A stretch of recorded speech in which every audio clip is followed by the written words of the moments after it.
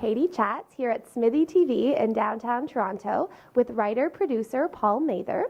What initially inspired you to get into the business? I guess I sort of fell into it. When I was in high school, I was sort of a drama geek, and I started doing improv comedy, and I actually started doing it with a little troupe, and we started doing some gigs and making some money, and I started making more money at that than my day job, so I ended up dropping out of university to go into comedy, which in retrospect wasn't a great decision, but it worked out. Not something I would advise other people do. That sort of naturally led into writing and playwriting, and then I did some radio, and I eventually started doing TV. So that's sort of the nutshell version. And you grew up in Edmonton, Alberta. How did your life growing up there prepare you for your life in comedy? Well, you know, Edmonton's a very cold place a lot of the year, so you have to sort of make your own entertainment. And so I think that Edmonton sort of has they have their own kind of comedy scene and music scene that the rest of the country isn't always aware of, but that has like a strong local following. So it was a good place to learn how to do comedy. There's lots of opportunities for gigs, good audiences. The Edmonton Fringe Festival is the largest theater festival in North America, so that's a good place to, and we would do shows there every year, and you would get packed houses because people actually go to that festival. So it was a great place to kind of learn comedy, and I think maybe growing up there gives you more of a, I don't know, it's definitely more of the hinterland than Toronto. So in a way, I feel like I'm lucky to have started there and then moved on to the big city. It gives you kind of both perspectives, maybe. Yeah. And what is your writing process like? How do you come up with ideas, and how do you create a show? Where do you get that inspiration from? Well, you look out the window until you've run out of time, and then you write something down. I don't know. It's, you know, writing's a very difficult thing to do, I find.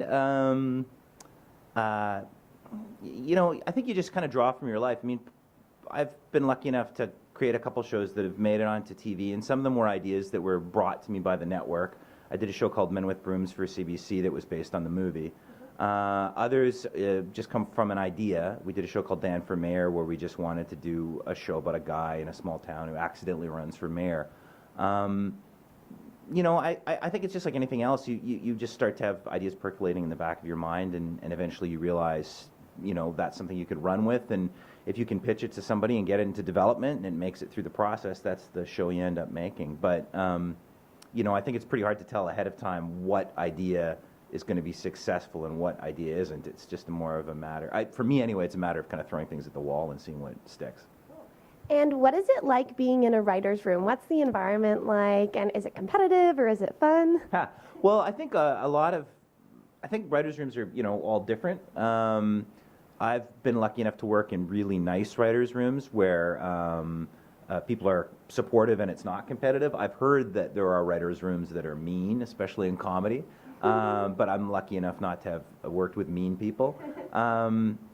You know, it's a great environment. The thing I like about writing for TV is that you write by yourself for part of the time, which is sometimes lonely and frustrating. I think if that was the entire job, I don't know if I would enjoy it. But then you write with a group of people, and when things are really clicking, the group mind of everyone working together is smarter than any individual in the room, and I think that's really exhilarating.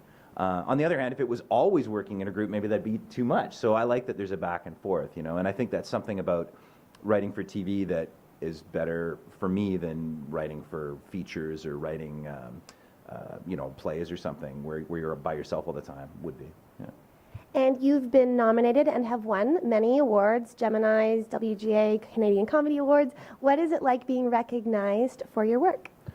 Oh, it's very gratifying. I don't know. I mean, I like to win awards. I don't know though. You know, like I guess I think that it's really nice. It's gratifying to win awards, and it's nice to feel recognized by your peers. But I think sometimes it's a bit of a crapshoot, and if you get too, it's like any kind of award, any kind of industry award in any industry. If you get too worried about it, I mean, it's not the ones where I've won, maybe I didn't deserve to win, and the ones where I've lost, maybe I didn't deserve to lose. It's you know, so it's nice, but it's not an important thing ultimately. You've got to do it because you like the job. Otherwise, you'd go nuts. And what advice would you give to an aspiring writer-producer? Well, try not to be too hard on yourself when you're writing. Finish what you start. Don't be too precious. Understand the market. Don't be afraid to approach broadcasters and production people, but also don't be too pushy. Consider carefully whether you want to remain in Canada. I think in the current climate, you have to really look at whether you want to branch out and cross the border into the United States as well. You know, and stick with it. You know, there's a lot of factors. It's hard to think of advice, but that'd be a start, I guess. Yeah. And where's the best place to find out more information on you and your work online? Oh gosh, I don't know. I guess there's maybe my kids are very pleased that there's a Wikipedia page on me. They were at school, they were very excited that there was a Wikipedia page on me. It's not very long, but that's probably sadly the best place to find out information about me. And IMDb as well. Yes, you can IMDb me as well. Thank you so much. Congratulations on all of your success and best of luck with your upcoming projects. Well, thank you. I'm Katie Uhlmann reporting for KD Chats here at Smithy TV in downtown Toronto.